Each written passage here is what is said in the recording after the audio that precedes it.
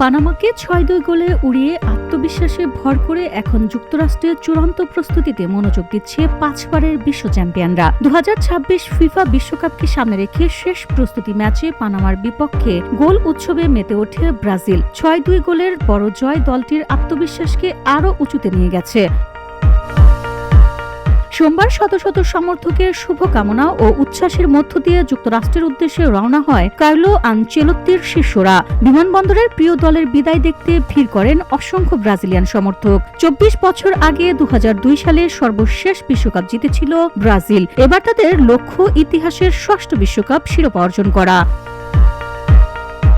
অভিজ্ঞ ও তরুণ ফুটবলারদের সমন্বয়ে গড়া স্কোয়াডটির নেতৃত্বে রয়েছে ভিনিসিয়াস জুনিয়র। দলকে ঘিরে আশাবাদী পরিবেশ থাকলেও কোচ কার্লো আনচেলত্তি খেলোয়াড়দের মনোযোগ ধরে রাখার উপর জোর দিয়েছেন।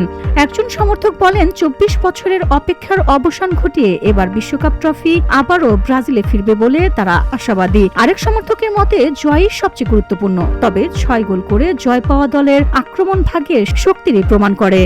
বিশ্বকাপের আগে যুক্তরাষ্ট্রের শেষ পর্যায়ের প্রস্তুতি সম্পন্ন করবে ব্রাজিল। আগামী ১৩ জুন মরক্কোর বিপক্ষে ম্যাচ দিয়ে শুরু হবে তাদের বিশ্বকাপ অভিযান। বিশ্বকাপের অন্যতম ফেভারিট হিসেবে বিবেচিত ব্রাজিল এখন তাকিয়ে ষষ্ঠ শিরোপার দিকে। প্রস্তুতি ম্যাচের দাপুটে জয় সেই স্বপ্নকে আরও উজ্জ্বল করে তুলেছে। VOD Bangla news desk.